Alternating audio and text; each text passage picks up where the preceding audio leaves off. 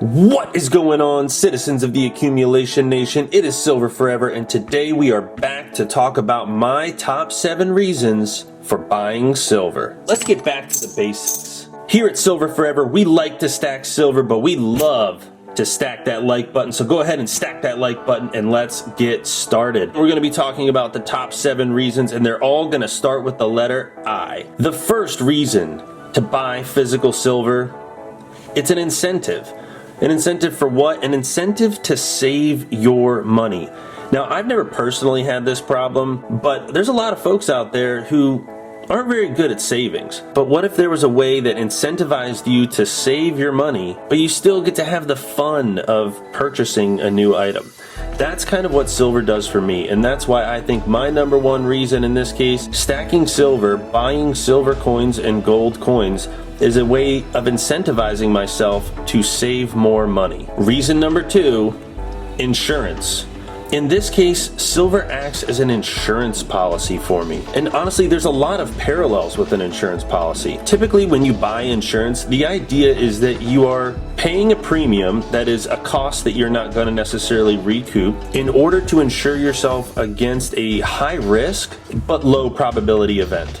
And so in this case, having a store of value in the form of your physical metals allows you to insure yourself against financial emergencies.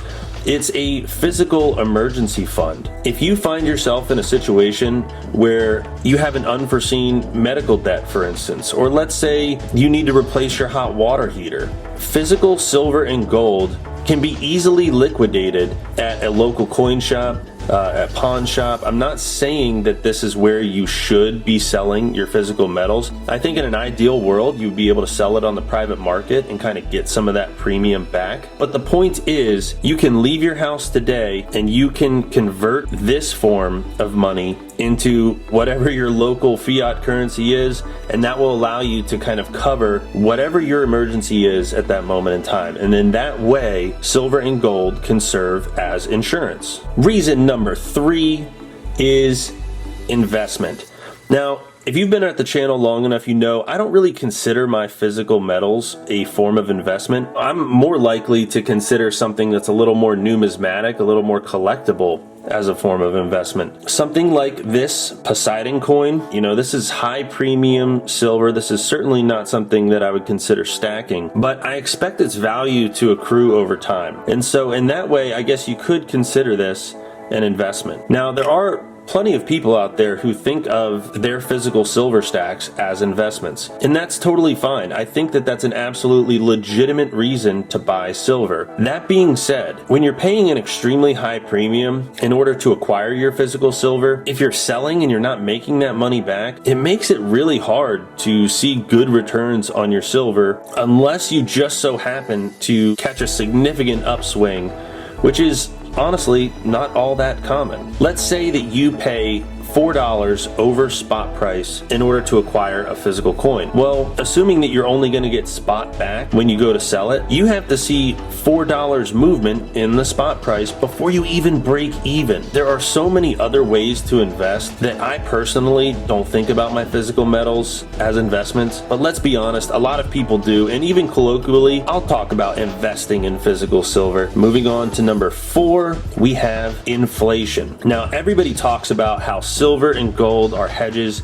against inflation. And I think that there's a legitimate argument against that point. There's only so many times when the trend can be bucked that it no longer is a trend anymore. I personally still believe that the fundamentals are there. Silver and gold over the long term do serve as a hedge against inflation, certainly as a hedge against hyperinflation. And it really does just provide an extra sense of security so that all of your eggs aren't in one basket, like in one currency, for instance. Silver and gold have been universally valued over millennia, and it's hard to imagine that changing anytime soon. Modern monetary theory holds that inflation is a good thing. A low level of inflation stimulates economic growth, and it's almost a feature rather than a bug of the system. That being said, if you're interested in having a long-term storage of value and you want to lock up your wealth into a physical form that's likely to retain its value over time, well, it seems like physical silver and physical gold are a really good way of kind of building in interest, especially when you put money into a savings account and you get about 0.5% returns in interest. It just really doesn't make sense anymore. Moving on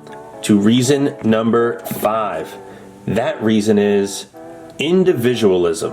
What does it mean to be an individual in this context? In one sense, money or any form of currency that you use for transactions is fundamentally collective. It's a way of mediating relationships between people on a financial level, of exchanging goods and services between individuals. So in that sense, it might not exactly be obvious what I mean when I say individualism. Here's exactly what I mean. When you stack physical silver and physical gold, you as an individual are taking control of your own financial well-being. You as an individual are insulating yourself from the impact of an economic crisis or a financial collapse by diversifying into this form of sound money. When you buy silver, you are reducing your dependence on the financial system in general. You are removing yourself by at least one layer of complete dependence on the Federal Reserve's policies. You're less beholden to those that would indebt you, and you're setting yourself up for a future when you will be able to rely on your forethought and preparedness rather than being dependent on those who might step in and offer solutions in the event of an economic crisis. It's hard to put into words necessarily, but this is a big part of stacking silver